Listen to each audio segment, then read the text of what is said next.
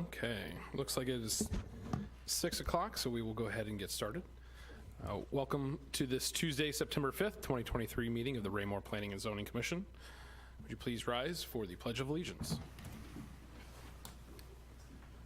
I pledge allegiance to the flag of the United States of America and to the republic for which it stands, one nation, under God, indivisible, with liberty and justice for all.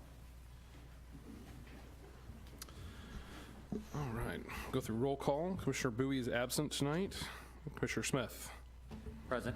Commissioner Faulkner. Present. Vice Chair Fizer. Present. Commissioner Manser. Present. Secretary Peterman is also absent this evening. Commissioner Urquilla. Present. Mayor Turnbow. Present. And Chairman Wiggins is here. We have no scheduled personal appearances, so we will move on to item 5, our consent agenda. We have one item. Item A, the approval of minutes from the August 1st, 2023 meeting. I'd entertain a motion to dispose of this item, please. Mr. Chair, Yes, sir, Mr. Faulkner. if I may, Of course. I move that we approve minutes from our August 1st, 2023 meeting with 3 small corrections. And I'll read those if I may. Please. So I verified these from the video. In case 23029, Commissioner Manser's motion was to accept staff proposed findings of fact and forward the case to City Council with recommendation of approval. So on the motion, it says that earlier in the minutes, but on the motion it needs to say and forward the case to City Council with recommendation of approval. Okay. In case 23030, in the second paragraph, Mr. Eppert said that city staff submits the proposed findings of fact and recommends approval. So the part that says and forward the case is not correct. The motion actually Motion doesn't should say be for forward forward. versus approve. Okay. And finally, in that same case, the motion to approve, where it says subject to existing conditions and 2 new conditions, actually there was only 1 new condition regarding elevations, and the other addition was a revision to condition 10, which concerned screening. So with those 3 corrections, I move that we approve the minutes. Thank you, sir. I have a motion to approve. Do I have a second? I'll second. Motion by Commissioner Faulkner, second by Vice Chair Fizer to approve the minutes of the August 1st, 2023 meeting with the 3 conditions, or the 3 edits as mentioned by Commissioner Faulkner. Any discussion of the motion? If not, all in favor? 2, 3, 4, 5. Opposed and abstentions? 1 abstention. Yes, sir. Thank you. So that will pass 6-0 to 1. And moving right along, we have no unfinished business this evening, so that'll take us to item 7, new business. We have 4 items. The first item, item A, case number 23036, fiscal year 2024 to 2028 capital improvement plan. This item does require a public hearing, which I will open at this time. And with that, I would invite the applicant, AKA the city, to please present the case. Thank you, Mr. Chair and members of the commission, and always a pleasure to be in front of you this evening on this particular item. Always exciting to be thinking about the upcoming year and the vast number of projects that the citizens of Raymore, in their kindness and their generosity, have seen fit to fund up for the city and for improvements that staff will be making ultimate recommendation to the council on. As the chair has indicated, tonight is a public hearing, and as we have done for several years in the past, I call upon the assistant city manager to make the presentation, because ultimately I become the appeal and then I present to the city council within that. So with that, I will call on Mr. Murdoch to make the CIP presentation this evening. Thank you, Mr. Fearborn, and good evening, Mr. Chairman, Vice Chairman. Appreciate the time tonight. I was spared this last year, if you remember. New in the role, Mr. Fearborn did take the reins on this one last year. So I'll see what I can accomplish and see how brief I can be, but also as thorough as we can be as we go through the projects for this year for the capital improvement program. As you all are aware, we are required to do this per state statute, our Raymore Code and the UDC, to present this in a 5-year format, though we're going to focus obviously on fiscal year 24 tonight with the projects that we're going to go through. So it is a rolling 5-year plan, the emphasis here on 2024. In your packet, you probably see that we will be funding, or the proposal for the CIP totals just almost $12 million over 32 different projects. And so as we go through the projects tonight, if you have a question, I may be taking a different tack than Mr. Fearborn just a little bit, because I'm going to go almost exactly the way your packet reads instead of by fund. But I'll call out each time of what fund is actually being used for the project. So if you have any questions as we go through those, don't hesitate to stop me as we go through these projects. So with that, we're going to jump right in to the projects that are in this proposal for this year. Item number 1 is going to be the server replacement program, where for $15,000 out of the building equipment replacement program, or BERP as I will refer to it here for the rest of the evening. This is the recurring program that we are going to be doing each year, where we are going to replace 2 servers a year for 5 years, and then we will again start over again. With technology, the way that that has continued to go, that has served us very well from a maintenance perspective in terms of our servers throughout the city. So that's $15,000 that we'll be asking for. The second item is the IP phone system replacement. I want to call your attention to a couple of things within the packet. We currently have Avaya phones throughout the city. Unfortunately, that company is going through bankruptcy and is actually coming out of bankruptcy, and there's still some serious questions in terms of the sustainability and the services that Avaya is going to be able to provide. In addition to that, the city has moved almost all of our technology components to Allegiant technology. As a result of some serious discussions with Allegiant, we are going to do a phone system replacement and go to the Persona Connect phone systems, which is actually the same system that Allegiant uses as well. These will have upgraded features that Persona will also be able to do some training on for staff, and it will continue the process of moving many of our technology items under one provider, which will allow us some continuity among all of our technology systems within the city, something that is critical for functionality as we continue to do upgrades in multiple areas. That phone system replacement is $8,547. Again, will be paid out of the BERP fund and will be completed later in the fall and early spring, along with the training for those particular replacements. Item number 3 is the replacement of an upper level PTZ camera. That's going to be $5,829. That will also be paid out of the BERP fund. Just to give you a quick note on this one, currently the camera system that we have on the upper parking lot, while good, does not cover the entire lot. And we actually had a couple of instances last year where we had a light pole that was hit, and some other times where traffic is coming through where we don't get a full range of the upper parking lot. What we are going to do is we will replace the current camera, which is actually at its end of life anyway, and we'll upgrade to a camera that actually has 3 lenses on it. It takes a much broader picture of the parking lot, and then we'll actually put a single head camera on the east side, and now we'll have full coverage of the entire upper parking lot area. So that's what the upper level parking PTZ camera will be. Item 4 is a police department switch replacement for $13,000. This also will come out of the BERP fund. If you're not familiar with what a network switch does, the network switch essentially is just going to connects the actual user, all the applications that we use within the city, and the equipment that is attached to the network, and then essentially connects everybody together. Now, our police department is a little different because there's added security features, obviously, with some of the information that is going on within their particular network.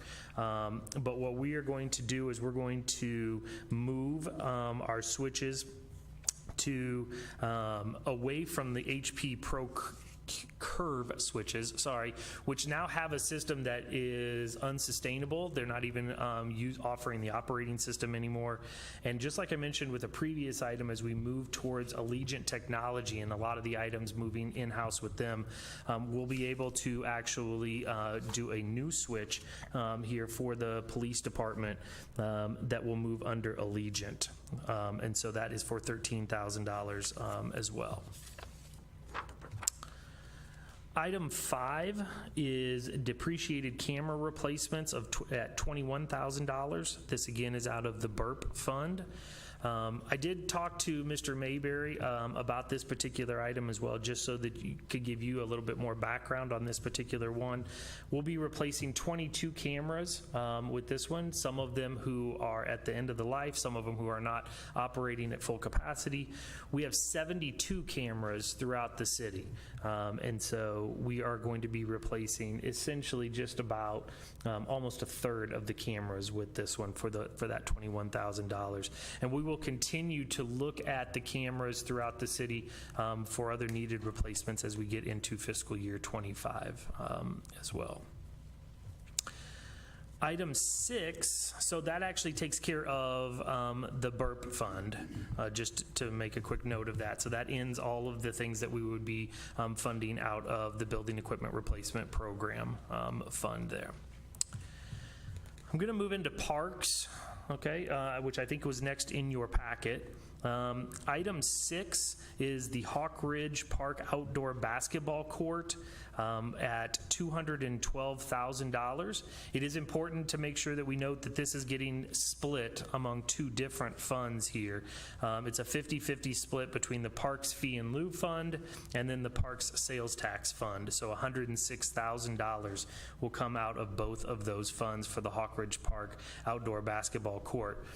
If you're familiar, obviously, with the Ridge area up there on the west end of Hawk Ridge Park, there's already parking, there's already restrooms. It is a wonderful spot to put an outdoor basketball court and complement the only other one that we currently have going in the city at Recreation Park. And so now we will have an outdoor basketball court on the south end. We'll have an outdoor basketball court on the north end. I believe Mr. Musteen, I'd have to go back and look in the packet, but I believe he also referenced that we will be looking at a third outdoor court here in the future as well, depending on need and how much this new one would get used. Item 7 is the Hawk Ridge Park Plaza and Event Rental Space. That's $530,000. This will be paid out of the Parks Sales Tax Fund.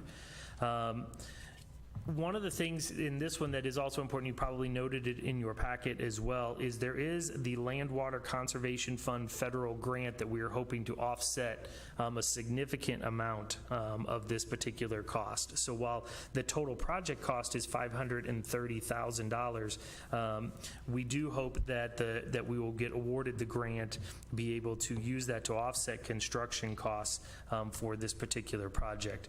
It also should note that this would be a primary event rental space to hopefully complement the amphitheater and the other amenities that have continued to come online at Hawk Ridge, including the all-inclusive playground. So that entire essentially facility, campus, however we want to look at it, really is going to have just a ton of amenities and services for the community. And this would be another really, really nice thing to have at Hawk Ridge Park that people would be able to rent out. I believe there's even a picture in your packet here of kind of one of the preliminary drawings for that plaza. Item 8, everybody's newest and most fun game, pickleball. One of the cool things about this particular project, though, is we are asking to fund pickleball courts at $72,080 out of the park sales tax fund. But this will get to reuse the concrete pad that was the old skate park right outside the Public Works building. That concrete pad was inspected, and it was deemed to still have a ton of life left in it. And as a result, we need to seal it, paint it, and then there is room for 3 regulation-sized pickleball courts that will be able to be put on that particular site. This cost also does include the black vinyl chain link fence that will go all the way around the courts like you would see at many other outdoor pickleball venues, and then it will also include court lighting as well. And so pickleball, which is, I'd have to go back and look. It's like literally the fastest growing sport going right now. We would get 3 regulation courts here and be able to add another essentially park activity and park league probably in the future with those particular courts. Item 9 is the recreation park parking lot islands. That's $34,100, again, out of the park sales tax fund. You'll note that there's going to be 2 of these items actually here that are going to kind of say the same thing in terms of what we need to do. We're going to be removing vegetation and trees from some of these islands. You'll have this one plus then the roundabout just outside of Recreation Park. And we're going to hardscape those with rock. The roundabout will actually end up with some trees as well. But they have become very, very difficult to maintain from not only a moisture standpoint, but from the Parks Department being able to keep some of the vegetation looking nice. The hardscaping is actually going to be a very clean look for anyone entering the park. So I actually think that this is an excellent idea here for the recreation park islands. Same with the roundabout that we'll get to here in just a little bit. Item 10 is trails maintenance for $150,000, again, out of the park sales tax fund. I would make sure and note that this is a recurring item, and this is actually a result of us transferring funds due to a city council bill passed 3750, which transfers $150,000 from the capital improvement sales tax fund to the park sales tax fund for 5 years to fund trail maintenance. And this is going to be trails throughout the city that provide the interconnectivity that we want from neighborhood to neighborhood. And so there are all different areas that this $150,000 is going to fund. It's not just one specific area. So it's repair, maintenance of most of these or some of these trails throughout the city. Item 11 is where we're going to move into kind of a different fund even here. Item 11 is your sanitary sewer inflow and infiltration reduction. That's $160,273, and that's paid for out of the Enterprise Capital Maintenance Fund. We're relining sewer mains and we're sealing manholes with this particular project. If you are aware, one of the things that we have done in accordance with an agreement and talking with the Little Blue Valley Sewer District is we agreed to make substantial efforts to reduce our inflow and infiltration of clean water into our sewer system. When we allow too much of that to go in, it causes the Little Blue Valley Sewer Treatment Facility to have to expend extra resources to continue to filter those things out. And so we're making substantial efforts over a significant period of years to continue to try to eliminate as much infiltration of clean water into our sewer system. That's what this is going to be doing here with the sanitary sewer inflow and infiltration. Item 12 is the Creekmore odor and corrosion control at $20,000. This is the only item that will be paid for out of the sewer connection fund this year. One of the things that has been happening in Creekmore, if you're familiar with the neighborhood, and is specifically up on, or a little bit closer to the high point on the eastern side, is there is a substantial sewer odor that is getting created by all of the construction and the new homes and stuff that are there.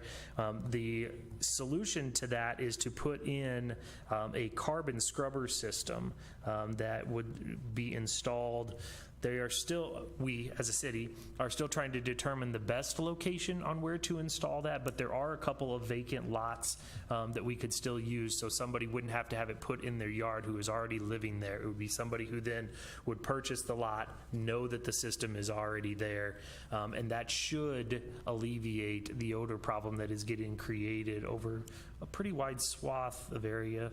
I am a golfer. I've driven through there. You can smell it every now and again. So we will hopefully get that installed relatively soon. Item 13 is the Owen Good pump replacement for $400,000 that will be paid for out of the Enterprise Capital Maintenance Fund. The picture in there doesn't do it justice in terms of the actual pumps and how old and the amount of wear and tear that they are under. And so to be able to replace those pumps is necessary. One of the problems in talking with Mr. Crass over the last months even here on the Owen Good lift station is replacement parts, replacement kits, and people who even know how to replace the old, to repair old pipes is getting harder and harder to do. The newer pipes tend to last just a little bit longer, which is good. I did want to call the Planning and Zoning Commission to one particular thing here. Emergency Management is actually looking at an infrastructure grant right now that might be able to offset some of these costs. There is a current infrastructure grant that applications are open and are due at the end of September that might be able to defray some of the costs, because this is a big ticket item here.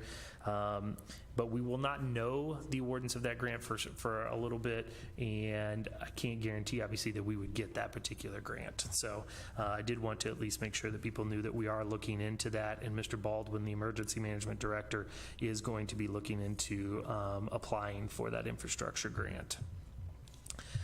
Item 14 is the annual curb replacement program at $1,060,000, paid for out of two different funds. It's paid out of the Transportation Fund and the Stormwater Sales Tax Fund. Just to make sure that we understand it's not a 50-50 out of these two, the Transportation Fund will fund this at $886,000, and the Stormwater Sales Tax Fund will fund it at $212,000. As you probably saw in your packet, we have completed a condition survey of all of the curbs and gutter throughout the city in 2020, and we did update it last fall as well. So the fall of 2022 is when that was updated. And we'll continue to do condition surveys of the curb and gutters for years to come. The other thing that I do want to call your attention to is the map. The map actually says 2018 through 2022. We will get a new map put in there. I talked to Mr. Crass today specific to that item. They do have the 2023-24 areas identified. There is a corresponding map that will go with the curb replacement program, and that will get put into these CIP documents probably as early as tomorrow morning, but we didn't have it ready for tonight, so I do apologize for that. But the new map has been created. It will be ready to go. You want me to slow down here? We good? Good? Okay. Item 15, the stormwater culvert rehabilitation is $265,000 paid out of the Stormwater Sales Tax Fund. It is pretty much exactly what it sounds like, an annual program. We are repairing stormwater culverts throughout the city. Fox Ridge Drive Inlet and Culvert is the primary beneficiary of the money this year. There are 4 different subdivisions that we have identified that need repair, but just to make sure that we understand, since we're focusing just on fiscal year 24 here, that the priority project is the Fox Ridge Drive Inlet and Culvert is where that money is going to be spent. Item 16 is the annual street preservation program at $1,098,000. This is paid out of the Transportation Fund. Again, an annual program that will continue on for years to come, but we're trying to preserve our local street network. These are going to be your items like the milling, overlaying, crack sealing, micro paving, things like that that are going to be coming out of this particular fund. And we're talking about streets and roads throughout the city. We're not necessarily focused on just one particular area, though we have a rather large area that is going right now. So as we get ready to pave Dean Avenue here tomorrow night and have that completed Friday morning. Thursday night into Friday morning. Yeah, thank you, sir. Item 17 is our right-of-way infrastructure repairs at $159,000, and that's also paid by the Transportation Fund. What we are trying to do with this one is anything that is in the public right-of-way, when we're talking about curbs and gutters, stormwater culverts, and sidewalks that need repairs, that is what the focus of this particular project is. I did see it noted even in the description and went to make sure and confirm that again this year, the hierarchy of needs is going to be those sidewalks, then the curbs, and then any culverts that are going to need repair. So as funds allow, that's the hierarchy of needs that we'll again use for this year. And this is the program that essentially, once we finished the sidewalk program, kind of took its place. Item 18 is the maintenance of thoroughfare routes at $212,000. This is actually paid out of the excise tax fund, and this is where we will micro surface collector and arterial roads on a 6-year cycle. So as we get roads done and then we finish through 6 years, so this is an ongoing project, and we'll return to previous areas throughout the city. Again, talking with Mr. Crass and others in Public Works today, and actually last week too, they are still determining the appropriate locations for this project, though I think that they are pretty close to having those identified. Mr. Chair, it's okay if I ask Mr. Murdock a question? Sure. So I'm pretty sure I'm on the same one, 13-Tran-001, maintenance of thoroughfare routes. In the description that we have, it says for FY 2023, locations have not been determined at this time. You will get it corrected. Yeah, Okay. it's for this upcoming year for So 24. we haven't determined the That's correct. locations for 24. That's correct, sir. Okay, Yes, we'll thank get you. that corrected for Thank you. Thank you for pointing that out. Make a quick note there. Okay. Anything else on the thoroughfare? Okay. Item 19 is the roadside trail maintenance for $25,000 that is going to be paid out of the Transportation Fund. This is truly spot maintenance of roadside trails. So as needs arise throughout our roadside trails network, we use that $25,000 for roadside trail maintenance. Yes, sir. Okay, got one more question on Sure. that one. So up at the top, it says total project cost $100,000, but down below on expenditures and funding sources, it's $25,000?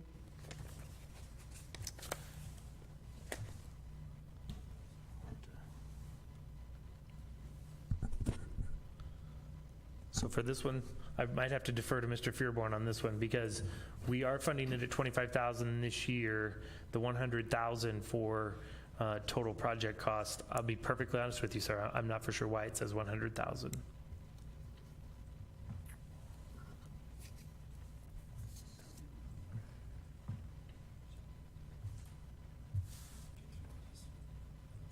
Right, I know.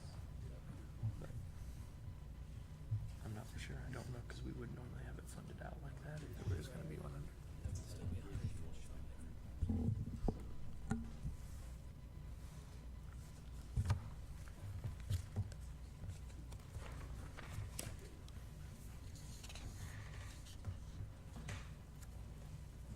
It's a good catch, though. On the actual project sheet, so in the upper right-hand corner, we're listed, it shows the total's 100,000. The amount is the 25,000, sir. We'll get that corrected. That's fine. Long as you look into it, I'm fine. Thank you. Sirs, you also had a discrepancy on the Creekmore odor and corrosion control. You have 20,000 listed with a total project cost of 60,000. I actually had a note on that. It was pre-funded ahead of time. I was going to talk to you about that at the end of the presentation. 2 years ago, the project was funded at $40,000. It's going to be $20,000 more than that as we get closer to actually implementing it and possible property acquisition. So this is an additional 20 to the 40 for a total of 60. That was my bad. I actually had that note, so sorry about that. Yeah, we had already funded up to 40,000. Thank you. It's a learn as I go process here, right? So, item 20 is Ward Road. This year, and I'll make sure to make the distinction here because this is another one of those items, right, where we've already set aside a significant chunk here as a part of the GEO bond. So this year it's at $800,000 paid out of the transportation fund. The total project cost is $5.343 million, but the GEO bond had already funded $4,543,000 of that. So the remaining $800,000 is in the budget this year to cover Ward Road. That project will completely reconstruct Ward Road from 58 Highway to 163rd Street. That will include some turn lanes into some of the neighborhoods there, and it also includes sidewalks and trail connections as a part of that particular project. So again, that's $800,000 this year to go on top of what is already in there from the GEO bond funding of $4.543 million. Any questions on that one? Okay. Item 21 is Falcon and Condor cul-de-sacs. That's $65,000, again, paid out of the transportation fund. For those of you familiar with these two roads, this is a pretty simple one. They terminate right at the end with nowhere to turn around outside of pulling into people's driveway, or as I have seen a couple of times, people who just back down all the way to the end of the road, which is not the safest way to probably do that. This will allow us to put cul-de-sacs in at the end of Falcon and Condor to allow those people to turn around much more safely at the end of those particular streets. Item 22 is curb ramp repair and replacement for $132,500 and paid for out of the capital improvement fund. This is another recurring project, and so in 2021, we surveyed just over 1,400 ramps within the city, and we determined, or city staff determined, nearly 60% of the ramps were in need of some type of repair to comply with ADA requirements. Those that are in the worst condition are getting replaced first, and then we're moving through the rest of those. So this is a recurring project. It's going to continue until we can get these in compliance with the ADA requirements.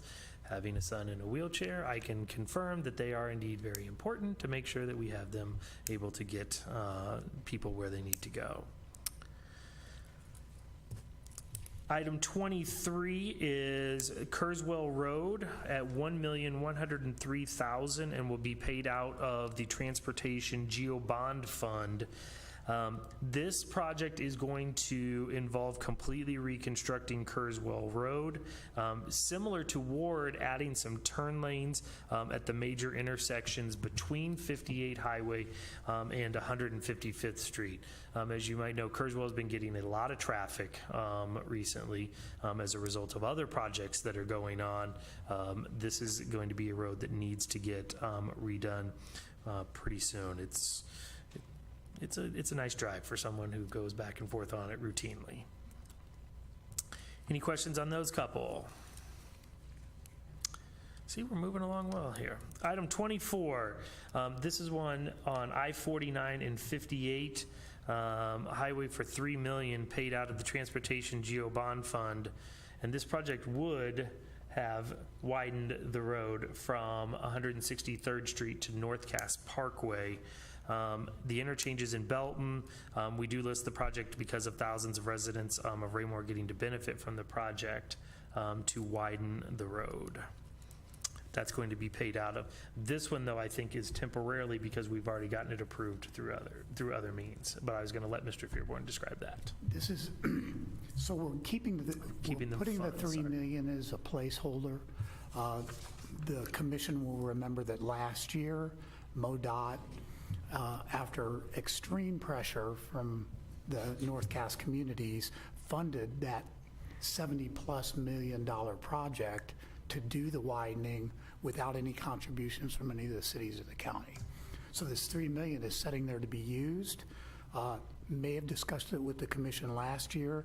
Our intention, if we do not need this $3 million for the Ward Road project as a carryover amount, as we've stretched out the time frame on that, and we don't think we'll need it, we are hoping to come to an agreement with the city of Belton and Cass County to contribute this money along with monies that MoDOT would put into the project for the flyover bridge at Lucy Webb, which we're all looking forward to, I know. Any questions on that? But it was time because of arbitrage issues and things like that. We had to bring this project forward with some name attached to it, but it will not be used for this title. Appreciate that. Item 25 is streetlights at $1,102,000. This is also paid for out of the Transportation GeoBond Fund. And this is essentially going to be adding streetlights to the Silver Lake and Heritage Hills neighborhoods. Pretty simple item on that one. Questions on those? Item 26 is the Madison Street Trail replacement at $350,000 that will be paid for by the transportation, will be paid out of the Transportation Fund. If you have been between Lucy Webb down to Recreation Park, the East Side Trail has sunk severely, and there is a huge amount of cracking throughout the entire asphalt trail that runs from Lucy Webb all the way down.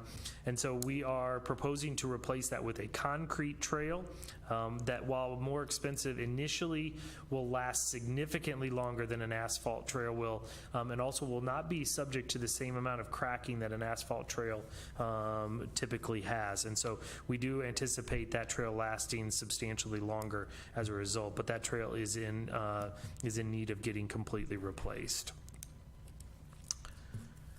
Item 27 is the Madison Street Roundabout for $58,300 and will be paid for out of the Capital Improvement Fund. This is similar to what we're doing with the islands at Recreation Park, where we are going to remove the vegetation and trees that is in the roundabout currently.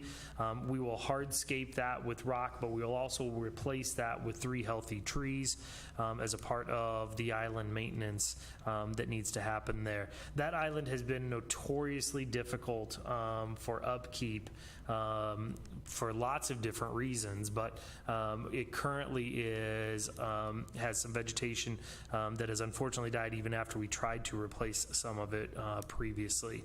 And so the recommendation from multiple landscape companies and supported by the Parks Department is to hardscape that with the trees in the actual island roundabout. Item 28 is Fox Ridge ramp replacement at $161,671 that will be paid for out of the Capital Improvement Fund.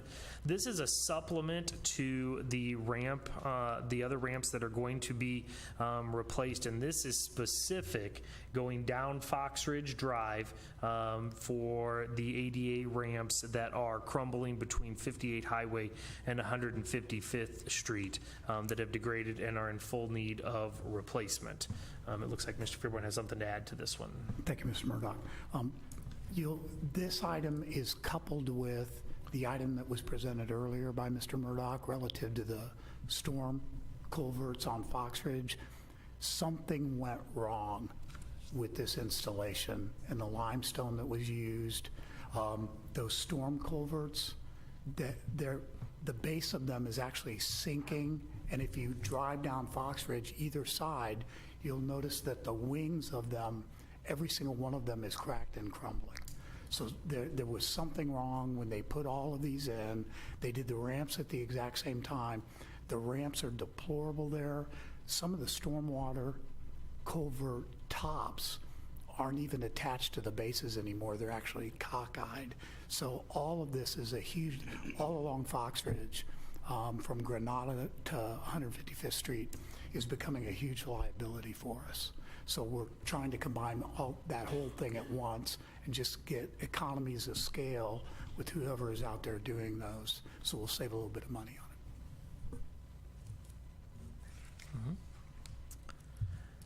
Item 29 is the Prairie Lane reimbursement that we are doing to Cass County for $103,950 that will be paid out of the Capital Improvement Fund. This is the cost share agreement that the city and the county had come to for the essentially the enhancements to Prairie Lane, including the roundabout that is there now. I do want to note there's no jurisdictional or maintenance additions that the city took on as a result of the cost share agreement. So that's kind of an important note here. So we don't have any further need for funds for that particular area. That still is a part of the county's responsibility as per the cost share agreement that we're doing with them. Item 30 is hydrant replacement at $175,136. That's paid for out of the Enterprise Capital Maintenance Fund. This is again a recurring project that the Public Works Department is going through to replace water hydrants throughout the city. I couldn't remember, I'm not for sure if it was noted in your packet, we're replacing 14 hydrants this year with those funds. So we'll be replacing 14 water hydrants this year, and then we'll continue through that process for years to come to continue to get them up to speed. The last two items are in the same area of town. Item 31 is the original town valve installation program at $74,200, and that will be paid for out of the Enterprise Capital Maintenance Fund. This is a 3-year project that is going to involve installing additional shutoff valves around original town. One of the problems that we have had is when we've had water issues in that area, it has been hard to locate shutoff valves and or they have been broken, which means a larger disruption of service, more customers that end up having service disruption than is necessary. And so a part of the program here with the valve installation will allow us to put in additional shutoff valves, which now we will also know exactly where they're at, can locate them quickly and efficiently. So if there's any maintenance or repairs that need to be done on the lines around original town, we can do that quickly and hopefully mitigate any disruptions of water service to those residents in that area. Coupled with that is item 32, which is the original town water replacement at $265,000, also paid for out of the Enterprise Capital Maintenance Fund. It probably doesn't come as any shock that the lines in original town are relatively old and reaching their end of life throughout that area. They don't meet the actual line itself is not going to meet the minimum standards for water line size within Raymore. So what this project is going to do is on Washington Street between Elm and Lucy Webb, it will install a 6-inch water line for that entire area. That will actually bring original town closer to being up to speed with all of Raymore in terms of infrastructure. Once we get that water line in, plus then those shutoff valves, that will be a good upgrade for that particular area, and hopefully, again, minimize some of the water line breaks that we've had. Certainly, hopefully, expedite any maintenance and repair times as a part of those particular projects. Those are the 32 projects that are in the CIP for this year. I don't know what my time limit was supposed to be here for tonight, but I'm happy to answer any questions about the projects that you might have. Thank you, sir. Yes, sir. One quick question about the Madison Street roundabout. You mentioned putting trees in. Is there any safety concerns with having trees in a roundabout for visibility? They are specifically low profile on purpose, yes, for that exact purpose. But actually, best practice, and this one caught me by surprise too, Commissioner, best practice is that you're not supposed to be able to see through the All the way roundabout. through. You'll be at Causes you to look to your right. windshield height and a little bit above, you're actually supposed to be, is where you want to actually prevent so that people actually are looking at the traffic going around. Good to know. Our goal is that no cars actually use them as hurdles. Because we've all seen those agonizing videos before. I was close to having a Lexus into the side of my SUV when I was 19 years old because somebody did that, one night.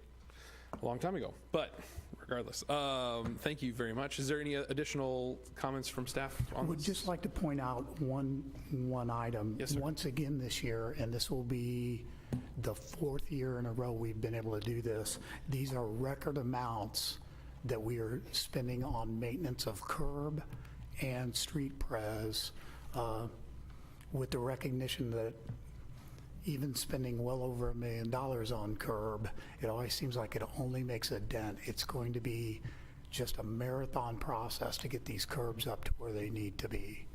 Last item, just in case you haven't heard, there has been some, unrelated to this, but kind of related to this, a project from this year. There have been a number of comments on how rough the microsurfacing of Lucy Webb has been. You may have seen them on social media. Just to address that issue kind of head on, we recognized ahead of time it was going to be rougher. It is a sturdier, and we didn't save any money by doing this. We didn't try to do it on the cheap. And as a matter of fact, that particular overlay may be more expensive. Simple version of it is, instead of using a limestone aggregate, which is smoother, this actually uses a steel aggregate, which will hold up longer, be more durable. It'll eventually wear down to the same level of smoothness. I've been a little bit surprised because there were several other roads in the city that had the exact same application, but we only hear about Lucy Webb, which is just kind of odd. I don't know if it's because the prevailing speed there is a little higher, or? No, I would say, if I may, walking down that street quite a bit with my family, I've noticed that within the layer is a bunch of gravel. And I don't know if that was something that was supposed to be in there, if Yeah. that's how it works, but yeah, there's lots of pieces of rock you can see sticking out above the surface. It'll initially. eventually Yeah. wear. Yeah. It will last longer. Oddly enough, too, there are studies that have been done that this particular type of overlay melts ice quicker, which is just kind of an odd deal, but a benefit to us. But no, we did not do it as a cost savings to the city. We actually bid it out after researching the spec. We'll see how it wears out. Literally. Thank you. Any additional comments from any other members of the city staff for this item?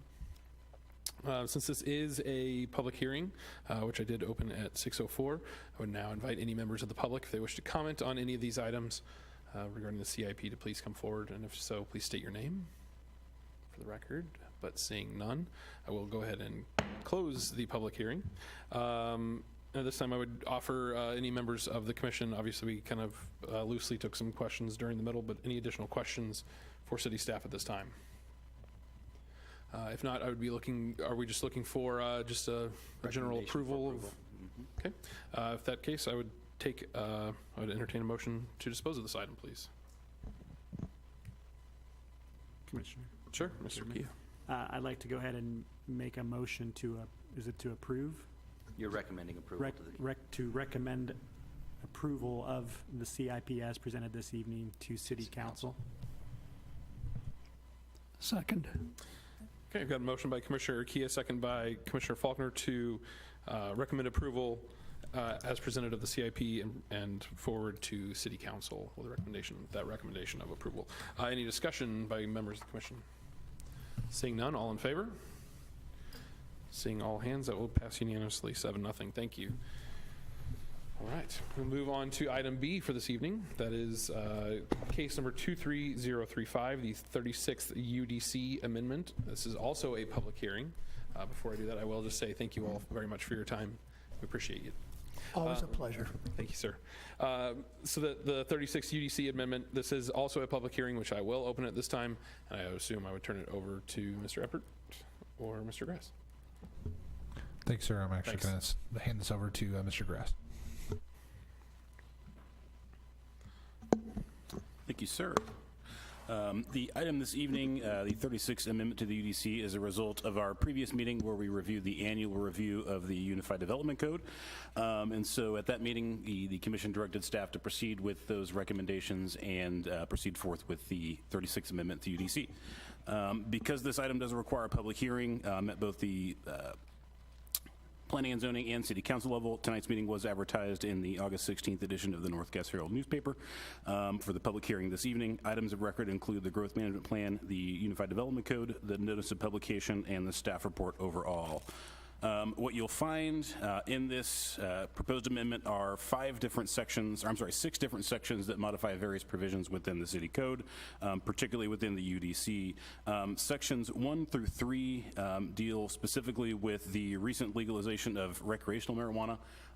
The changes that you'll see specific to that really just deals with the definition and the uses as they are classified in the code.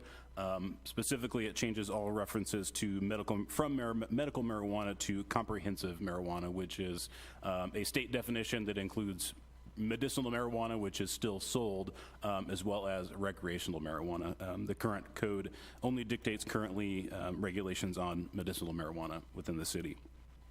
So what you'll find there is a change. Section 1 deals with the use table. It is not proposed to change any zoning districts where these businesses are allowed. It simply just updates the definitions and the classifications within the use table. Section 2 references the definitions that are provided within the back of the Unified Development Code, and again uses the definitions as they were proposed and approved by the state.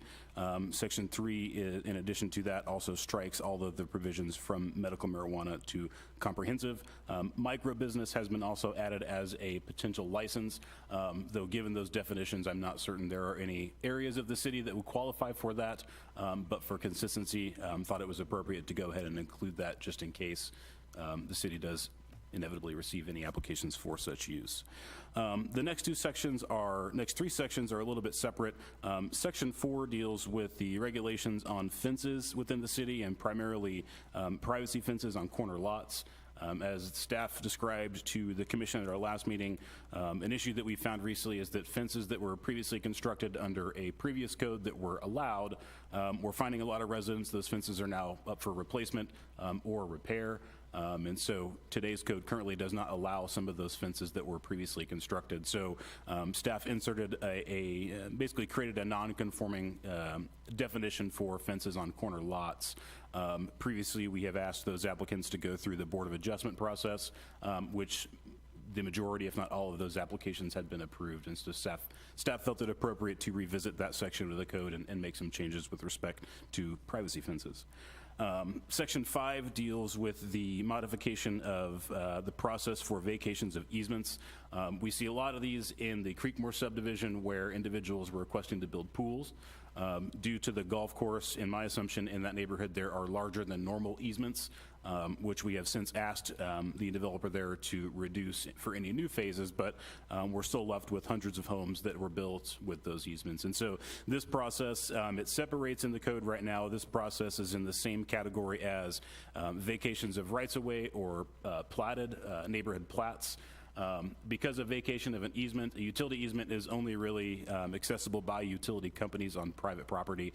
So the provisions you see here separate that out and make it not necessarily an administrative process, but allows the city council to approve those requests by resolution as opposed to an ordinance, which is a little bit shorter process and time frame. And then last but not least, Section 6 is a follow-up to the proposed change in Section 5. Within the UDC, there is a summary table that provides a snapshot of all the decision-making bodies within the city, including Planning and Zoning, Board of Adjustment, and City Council. And so the proposed change in Section 5 was updated in Section 6 to reflect that table within the Unified Development Code. Staff did submit their proposed findings of fact for your consideration this evening. If the commission does recommend approval of this item tonight, it will proceed to City Council for their review and public hearing on September 25th. At that point, this would conclude staff report, and we're happy to answer any questions. Thank you, sir. I see Mr. Faulkner. Go ahead, sir. Mr. Gress, just one small comment on page 9. I think this is somewhere under section 5. Page 9, number 2C, review criteria has the word "the" duplicated. Tiny little detail. Thank you, sir. Thank you. Any members of the commission have any questions or additional observations from what has been presented by city staff?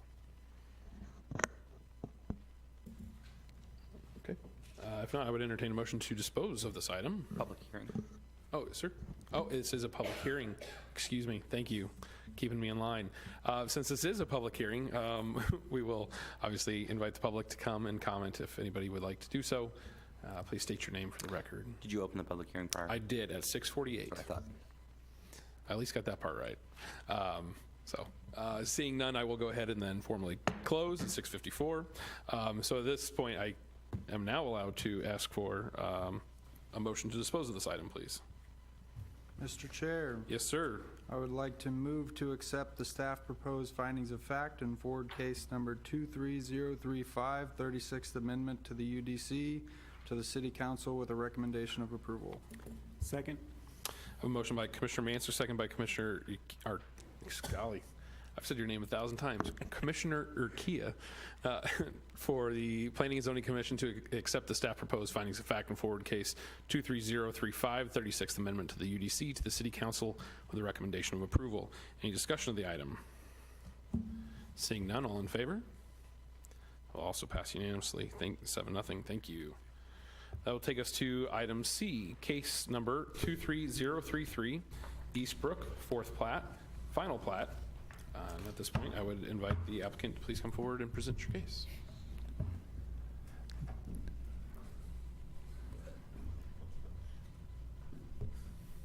Good evening, Steve Werger, 6127 Northwest Pine Ridge Circle, Parkville, Missouri. I'm here on behalf of Cooper Land Development for the Eastbrook 4th phase. That'd be on the north side of 163rd, north of Parkside on the south that's being developed. This includes approximately 40-some lots, and it's half of a development. We've got the other part phased, but because of the house sales and all, we went to just do half at a time. It's the smaller lots that have been in Eastbrook first and second, pretty much in those smaller lots, which seem to be moving pretty well in most locations. And with that, I'd be happy to answer any questions you might have. Thank you, sir. Does anybody have any immediate questions for the applicant? Thank you, sir. I'll turn it over to city staff. Thanks, sir. Good evening, Mr. Chair and members of the commission. Tonight you have in front of you a request for approval of the final plat for Eastbrook at Creekmore, fourth plat. The property is generally located north of 163rd Street and east of Churchill Circle. The current zoning of the property is PUD, with the existing surrounding zoning to the north being a PUD, as well as to the east and west, all encompassing of the existing Creekmore subdivision. To the south is R1P, which is the newly formed. If you haven't been down, they actually have the street in there, so you can drive and see where lots will be laid out, but for Parkside. There's a total of 43 lots with 3 tracks. The growth management plan identifies this area as appropriate for low-density residential. The major street plan classifies 163rd Street as a major collector, while Churchill Circle is classified as a local road. There's been quite a bit of history with just Creekmore in general, dating back all the way to 2004, when the original rezoning and preliminary plan as well as MOU were approved. Most recently, Eastbrook at Creekmore for first plat was approved by the City Council in July of 2020. A year later, the second plat was approved by the City Council, and most recently, the third plat of Eastbrook was approved November 8th of 2021. Engineering did submit a memo within your packet just saying that it has complied with all the design standards for the City of Raymore and recommends approval of the final plat. A couple of items that staff wanted to highlight was just the current bulk and dimensional standards for the phase of the PUD. That was part of the 6th Amendment to the MOU, which was approved November 25th of 2019. And then also there's a buffer strip that was required in this final plat. You'll see it delineated with that 30-foot buffer strip as labeled on the plat. A landscape plan would be required as part of this requirement, and staff would need to look at that, and you'll actually see that as part of a condition of approval for this submittal. Staff does submit their proposed findings of fact and recommend to the Planning Commission to accept the staff proposed findings of fact in forward case number 23033, Eastbrook at Creekmore, fourth plat, to City Council with a recommendation of approval. subject to the one condition, which is the applicant submit to city staff a landscape plan, and the plan must comply with section 445.030 of the Unified Development Code and must be installed before the first certificate of occupancy can be issued for the proposed development. This would conclude staff report. I got a quick question. Where, you said a 30-foot buffer for that, the landscaped. Where was that? I didn't quite. That is correct. So if you're looking at 163rd Street, you will actually see, Between, I believe it'll be the page right before the development agreement. You'll see like the dashed line where it says 30 foot. It'll say 30 foot B-S. yeah, okay, because I guess when I was looking, maybe I was reading a different line, because it looked like from the street to that lot, it looked like it was maybe only 15 feet. So I guess maybe I didn't, No, that would be part of the common area tract. okay, so from the curb to that, like, lot 158, that 14.77 feet, Correct. that's not, okay. No, that's all part. So I believe tract A is on the west side of the proposed development, then B is on the west side or the east side. Correct. That was all I had. Yep, Mr. Faulkner? So my question is pretty much to city staff, Mr. Warger, and ultimately, I think, to Mr. Zur. And Mr. Zur, I'm concerned ultimately about the legalities of this and not wanting to create a mess somewhere down the future. But the name Eastbrook is spelled without the trailing E about half of the time, with the trailing E the other half of the time. And this is all over the staff report. It's also occurring in the development agreement.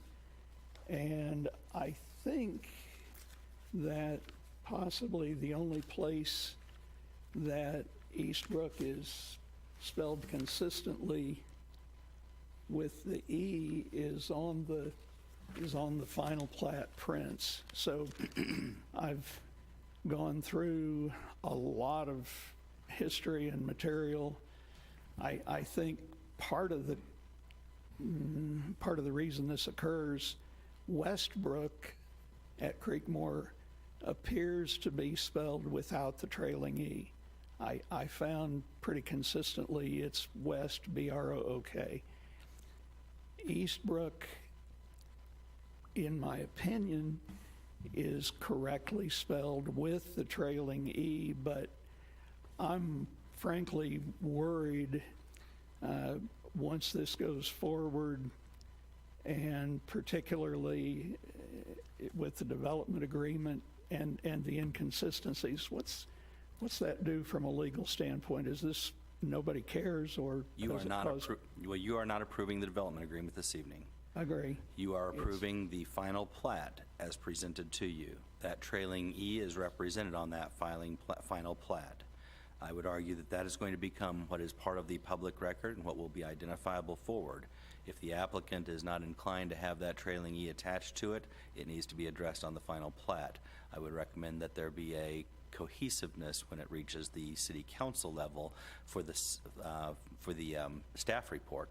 But the staff report doesn't necessarily, it is incorporated into the record, but ultimately the long-range view of this is going to be what Eastbrook and what future deeds will reflect is the Eastbrook with the trailing E.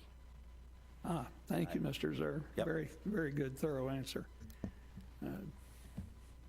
While I've got the floor, Mr. Warger, would you care to comment on Eastbrook with or without the trailing E? I would have to follow through on the previous plats and just double check it. I know we've switched surveyors Oh, no. that have done that, so it may be something from that. But I'll look and see what we did on the first and second and third, and maybe there is a mix-up, but we'll get that, we'll figure something consistent. We'll let staff know if it goes this way or if it goes the other way. If that inconsistency is in fact in place, it may necessitate having it reviewed again by you all. Thank you, Mr. Zur and Mr. Warger. So to follow up, we'd be approving it with the trailing E tonight. As presented, yeah. Yes, that's correct. You are presenting the final plat as Eastbrook at Creekmore with the trailing E, which I think is going to be basically page 159 in your packet. Correct. Mr. Chair, Sir? I guess if I can ask Mr. Zer one more question, would it be appropriate in a motion to recommend approval subject to one additional condition, being that staff get feedback from Mr. Warger and correct the staff report before it goes to City Council? That would be appropriate. It would also be appropriate as a potential recommendation that it be specifically referenced to staff making any final corrections to add the trailing E where it might not be referenced throughout the remainder of the report prior to the City Council. Okay. I'm not sure I'm going to remember exactly how you said that, but that sounds appropriate. We'll work through it. Sure. Any additional questions or comments from members of the commission? Okay. I would entertain a motion. Mr. Chair, Yes, sir. since I made this more complicated,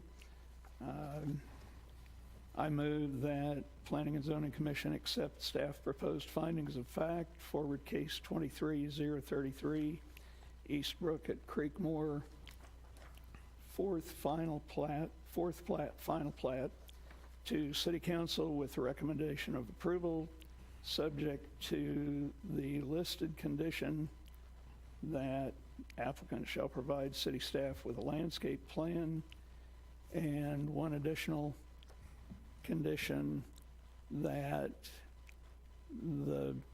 that staff and the applicant work to resolve the spelling of Eastbrook prior to submittal to City Council.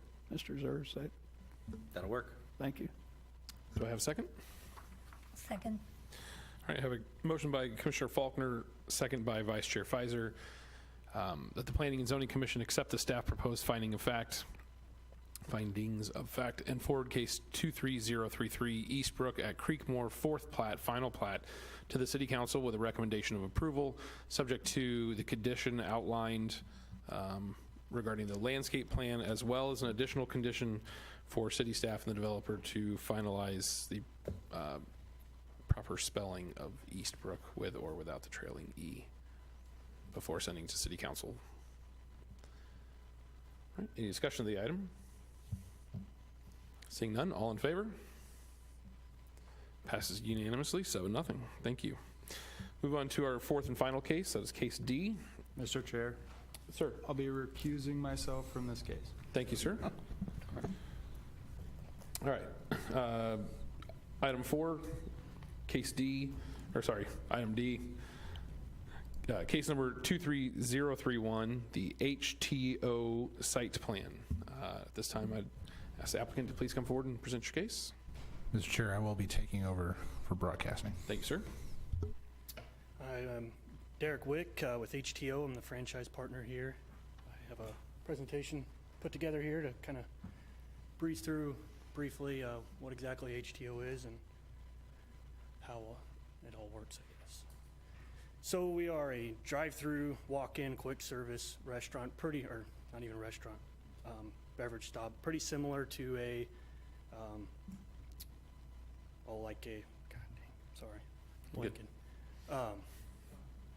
yeah, well, like a Starbucks, but more like, what's the one, Scooters.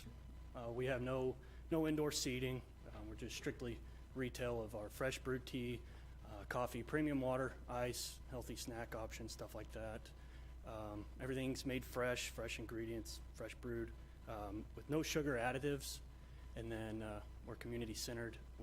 We'll be giving 2% of our gross sales back to the community with our community marketing projects and things like that. Here's kind of the layout of how things look. Here's some pictures of the outside, an example from a store in Wichita. The inside, and then I'll walk through that. So this is what you'd see when you first walk in the store. Your back left, that'd be your checkout counter, and then kind of spread throughout. On the left there, you've got some water and jugs of tea to go, some of our cups and snack items there you can see in the picture.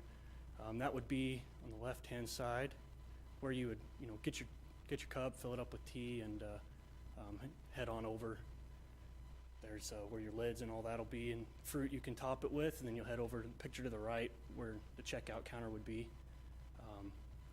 passing by the snacks and all the things like that on your way. And then pretty much after that, you're out. So pretty quick and simple process. Everybody in and out, less than 5 minutes, hopefully. So that's about it for me. Look forward to joining the community here. Thank you, sir. Do any members of the commission have any questions for the applicant before we move on to city staff report? I do have a question. Yes. Or just maybe a comment.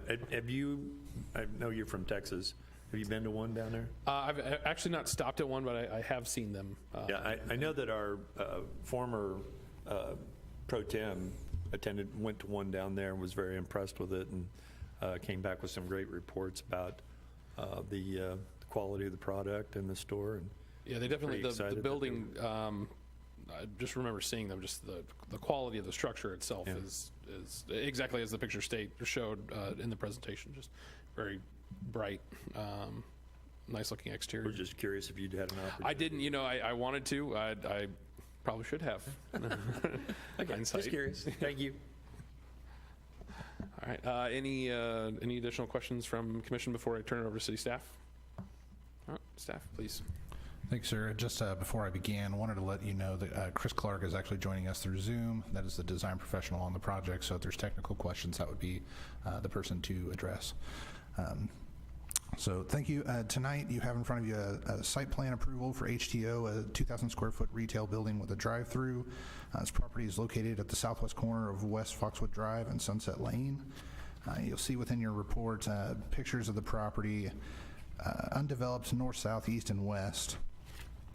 The existing zoning for the property is C2 General Commercial District, with the existing surrounding zoning to the north is C3 Regional Commercial District, to the south is C2 with a city center overlay, and then to the east and west is also C2 General Commercial District. The total tract size of this is 0.76 acres. The growth management plan identifies this area as appropriate for commercial development, while the major street plan classifies Foxwood Drive as a major arterial and Sunset Lane as a minor collector. There's been quite a bit of history dating back to the 70s on this property, but nothing has ever come to fruition, so staff is very excited to bring this project forward. There's been a lot of rezonings and replats and platting of the property, but nothing has ever come to it. The only thing that you may see is right around the 4th of July when there's a temporary firework tent out there. With the proposed development, there is a special use condition. It's specific to the drive-through and the amount of stacking that is allowed.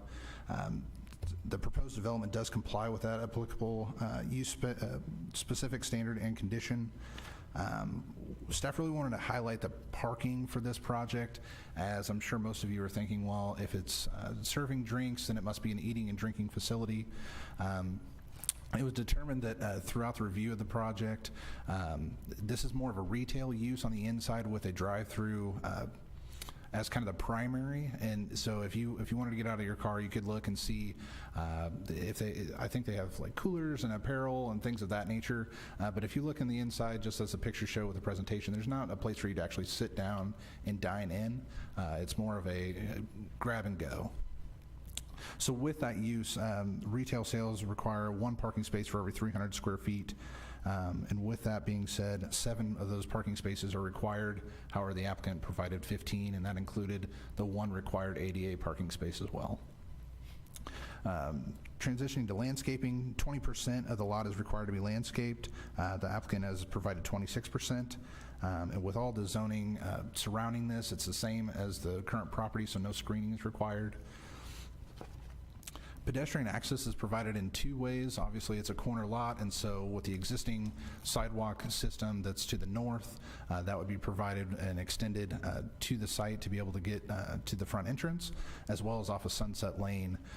They would be providing, now on the east side of the property, there's a little bit of a grade change, so you won't necessarily see an ADA sidewalk. You're going to see more or less stairs, but there is an ADA accessible from 58. Site lighting was looked at, and the illumination plan that was submitted has been accepted and approved as far as review for the city. They're proposing 20-foot tall, mounted on 3-foot bases for their lighting, which is allowed up to a maximum of 25 feet in this zoning district. Trash enclosure is located on the south side of the proposed structure. It is going to be very much designed as the architectural drawings show. The gate will be Trex or wood composite with the 3 walls essentially being stucco. With site access, there is 2 shared drives that are being proposed. One is existing, which would be shared with the convenience store to the west, and then one would be a new construction on the south side that would align with Conway. Both of these would be required to have shared access agreements submitted, and that's actually a part of the conditions of approval that we will be requesting as well. Staff does submit their proposed findings of fact and recommends to the Planning Commission accept the staff proposed findings of fact and approve case number 23031 HTO subject to the following 12 conditions. This concludes staff report. Thank you, sir. Any members of the commission have any questions for staff? Yes, sir, Mr. Faulkner. I think it's maybe a question for staff, but could be also for, was it Mr. Clark that's on Zoom?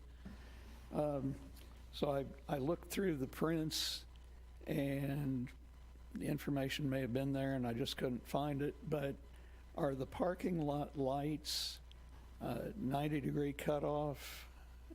That's one thing that I could not verify. That seemed like the category they were in, they could be 90-degree cutoff or a broader area.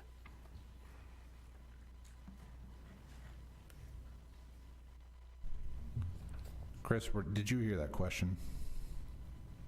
The lights, so there should be a photometric plan included in the report there that shows that we do not have any light trespass beyond the property boundaries. Right, I did verify the photometric plan, so I agree with you on that. Yeah, does that answer your question then? Well, my question was really, I saw in the detail pages, there was a very comprehensive listing of all the different lighting fixtures. What I could not see, and what my question really is, I think those parking lot lights on poles are LED, but I couldn't find a specification on the cutoff on those fixtures. What I can tell you is their type 2 and type 5 distribution. I would have to verify with our electrical engineer if they're 90-degree cutoff or not. Okay. I suppose I'm happy enough with the photometric. That area is high enough, and I'm actually lower than that, and so light pollution from that area has been a concern, but the canopy lighting on Amoco currently is 90-degree cutoff and is not an issue. So I was hoping that this was also going to be 90-degree. Okay, thank you. Any other questions or comments from members of the commission? Yes, sir, Mr. Urquia. Thank you, Chairman. On the roadway that's going to be across from Conway, is that going to eventually go and connect over, or is it just going to permanently be a little dead end there on the south side? Sorry, I thought he was going to interrupt. So as of right now, it will be up to really the owner of the convenience store to finish that. The current property owner for this project can only go up to their property line, so it will terminate, but then it would be on the property owner to the south and the convenience store to determine how they would like to finish that out. But either way will be a private drive, so it will not be a city public street. If I could dovetail on that, because one of the things that staff reviewed pretty extensively is the alignment of that access with Conway to make sure that the offset met city code. What we described in terms of the access onto Skyline, which is the main entrance from 58 into City Hall and the gas station, a new access to Skyline would not be permitted. The property owners would have to work together to either relocate that existing connection to Skyline to make it a shared access, or provide access through the existing parking lot to this proposed development. But no new access points onto Skyline would be allowed. Okay. And then on 58, turning off into the convenience store, will there be any type of right turn lane added there for the additional traffic, or are you anticipating people to mainly access it through the south entrance? As far as traffic on that intersection, has there been any consideration to flow, number of vehicles, whether or not there needs to be anything done to address the additional, what I'm sure the new owners are going to want to see, the added traffic coming through there for a successful business, but the impact that's going to have on local traffic in and around that intersection? So there is no requirement for a turn lane off 58 Highway there. That's one of the things that the city inherited from MoDOT when we took over 58 Highway. The discussion that we had with the applicant on this project relative to traffic was a post-development, I'll say, traffic analysis of the traffic patterns. They are required to then submit those to staff so we can make any adjustments to the signal timing at Sunset and 58 to compensate for any increased traffic. But at this time, there are no plans for any additional turn lanes on 58 Highway. What's the time frame on that? I believe we discussed 6 months after post-completion of the project. Right now, I don't think that's a condition of the approval. That was just kind of an informal agreement through our discussions and review back and forth. So certainly if the commission wanted to make that a condition, they certainly could do that. Okay. And then I know to the south there, the water runoff area, has there been any concern with the additional of, having paved road and rain and the runoff from that impacting what has been, I know, noted and described flooding of the homes to the south? Does the storm drain, as it's been repaired and remodeled, is that going to be sufficient to handle any of the added drainage coming from the new surfaced area that we're proposing?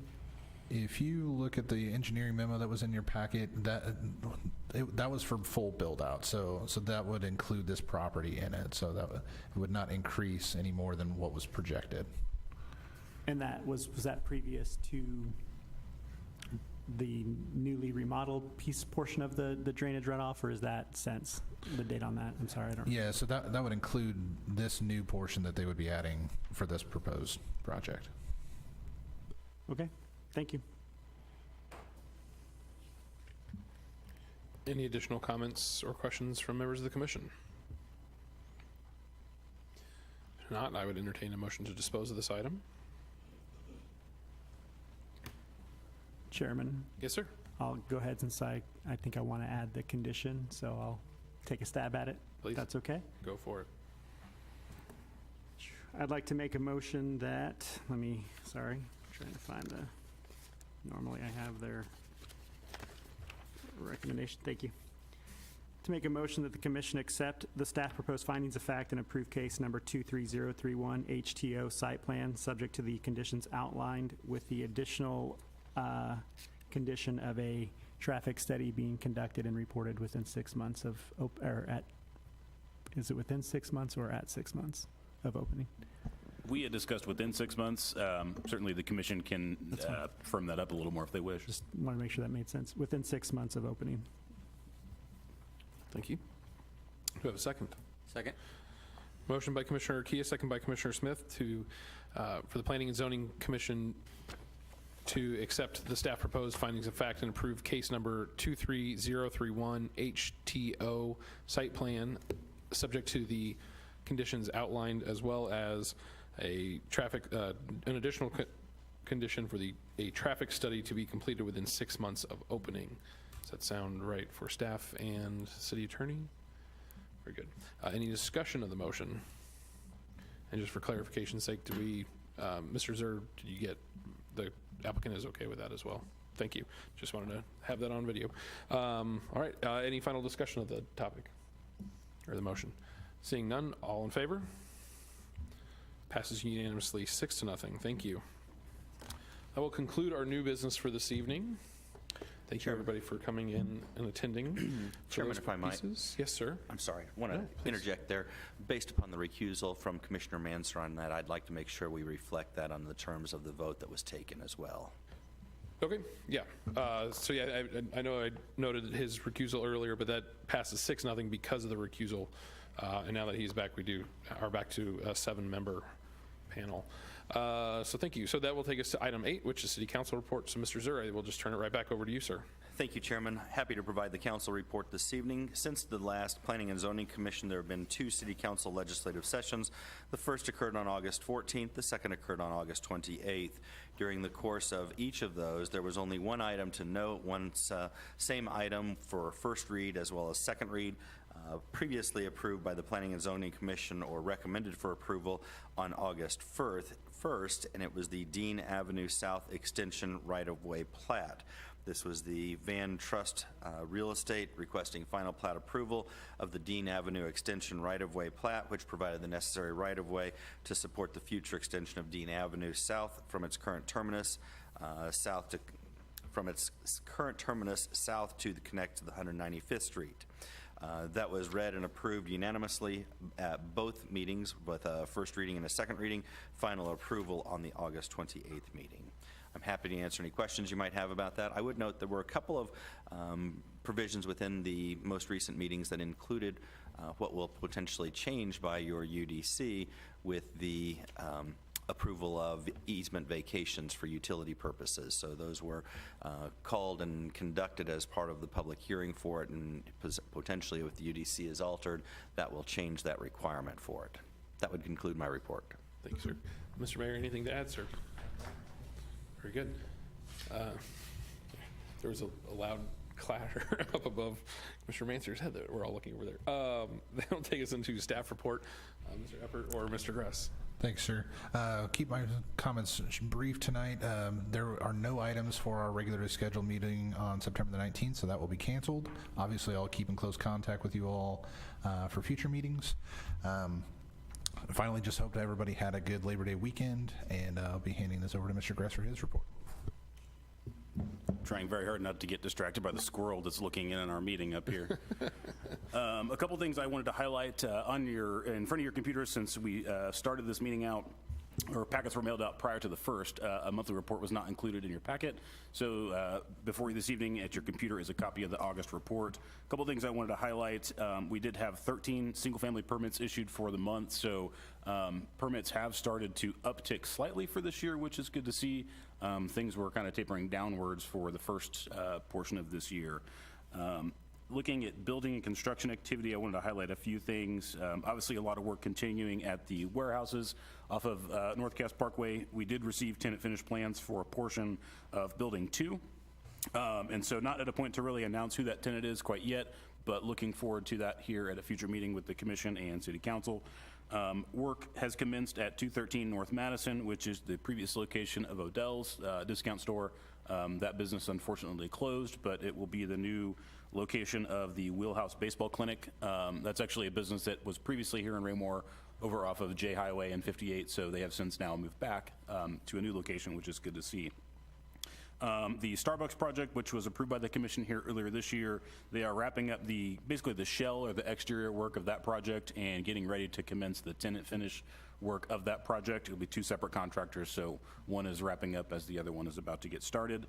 I know they were originally planning to be finished by this time this year, but I know they ran into a few delays as of a couple of months ago, but they are slowly catching back up on their schedule. And then additionally, tenant work has commenced and continues at 214 West Walnut. I always tell everybody this is the building with the red roof next to West Central. It is going to be the future location of a business called the Quilted Cow. If any of you have ever been to the Branson Landing, it's a very large store in that area. Quilting, as I've learned in the last 2 months, is a very big deal. Has a lot of people that are involved in quilting. So 2 residents that have done a few projects and owned a few properties in Raymore purchased this building back in August, and have quickly started renovations to make this their new business, which will be the Quilted Cow. So feel free to peruse that on Facebook until they're ready to make their official announcement and open here in Raymore. Couple of things from the department I wanted to highlight. The Board of Zoning Adjustment did meet on August 9th to review 2 applications for property at 590 Kreisel in the Lemoore Estates subdivision. This was a variance to allow a deck to be located at the property line as opposed to 5 feet from the property line, as well as encroach into a utility easement with the approval of Evergy, who has facilities in that easement. This request was due to the nature of a handicap issue that resident had, and so building a deck in that location allowed them to better utilize the outdoor area of their property as opposed to the patio with stairs that they had before. So the board unanimously approved that request at their August 9th meeting. Our GIS coordinator, Heather Eisenbarth, did attend her first session of the Regional Data Academy. It's kind of a pilot program that Mark is putting on to emphasize the importance of regional public data. So I'm very excited that she was able to get into that course with Mark and start that curriculum. Last week, we mailed the annual statement of nuisance abatements to the county. This year, we had just under $7,000 of unpaid assessments. So anytime our code officer abates an issue, that obviously costs money. We do send those bills to the property owners for which the nuisance has not been abated.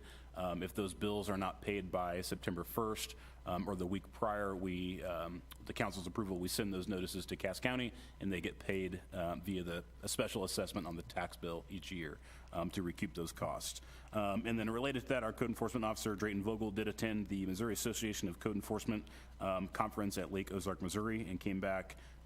I asked him to come back with all the solutions to all of the code enforcement problems. So we're diligently working through all of the code enforcement problems. That will conclude my staff report, and happy to answer any questions. Are you confident that you are going to get all the answers to all the problems? Or at least some big ones? I can always hope. Set the bar high and get some of the answers to all of the problems. Perfect. Mr. Salisbury. The only thing I have to add is we're having a pre-con for the Johnson Drive Extension Project from Dean up to Benton House, and they're hoping to have that done by the end of this year. So look forward to that getting done. Fantastic. All right. That'll take us to item 10, public comment. I don't see anybody in here, but if anybody's out in the hall, I'll wait for a moment for public comment. Seeing nobody moving forward, we'll move on to commission member comments. I will start on my far end with Commissioner Manser. I scared my neighbors off today, so I'm lonely over here. They both. I did receive emails from both of them. They did both reply with concerns of illness. So, well, I had they been appreciate here, them not coming. yes, there you are. That's greatly appreciated. Thank you to staff once again. Very insightful. IDC. UDC? No, what was the plan? CIP. One of those acronym things we talked about previously. I know that takes a lot of work, and just wanted to thank everyone involved in that. So, Commissioner Faulkner, let's move across. Thanks to staff, thanks to Mr. Zur, and thanks to the city administrators for, as Commissioner Manser said, a very insightful presentation. Vice Chair Fizer. I would also like to thank staff, and I'd also like to thank Commissioner Faulkner for being so aware of all of the little things that honestly go right past me. So thank you for that. I'm pretty excited about this HTO thing. I had never heard of it, so I went to Google and found out what it was, and we're kind of the first one in the Kansas City area, so that was kind of exciting. So look forward to all kinds of new things coming to town. Commissioner Smith. Just want to say thank the staff also. We received a plethora of information tonight, and it is nice to see all the projects that the city's able to fund and the success we're still able to have. So, Commissioner Urquilla. I'll echo those sentiments. Please pass along my gratitude to the presenters this evening, and then, as always, thank you all for everything that you do to get our packets together and presentations put together. And it's been I think a strange year as far as the number of meetings we've had canceled for lack of things going on, but it seems when we do get together, there's plenty to kind of talk about. So I almost appreciate, if there has been a consolidation effort, that piece as well, to keep things moving and our time used wisely. So thank you for all that. Mayor Turpo. Nothing to add to the meeting this evening other than Matt Fleener was able to interview Ms. Monheiser earlier today and posted a story on 4, 5, and 6 news reports tonight. If you get an opportunity for that update on Ms. Monheiser's perspective about her landfill plan, it's an interesting report, and I would encourage you to stay engaged with that in any way possible to continue to fight the landfill. Thank you. Thank you, sir. Yes, echoing the thank you for city staff, obviously, City Manager Fearborn and Assistant City Manager Murdoch for all their work and presentation and information. Definitely keep up to date as you can with the Kill the Fill pack, as well as Stop the Lies, Stop the Landfill on Facebook. Obviously, the city has a lot of great information, so please stay up to date. There's actually a Kill the Fill golf tournament out at Creekmore just last Thursday, and they raised a bunch of money, had a great turnout for that. So just because it's kind of quiet doesn't mean that people aren't doing a lot in the background to continue to work, because they're working on their end, so we have to continue to work on our end. So there's lots of information out there. Just make sure you're getting the right information. I will just re-mention what Mr. Eppert mentioned. September 19th, we are canceled in 2 weeks. So enjoy the evening off. And other than that, I don't think I have anything else other than entertain a motion to adjourn. So moved. Second. Motion by Commissioner Kia, second by Commissioner Faulkner to adjourn. Any discussion? Seeing none, all in favor? 7-0, we are adjourned. Thank you.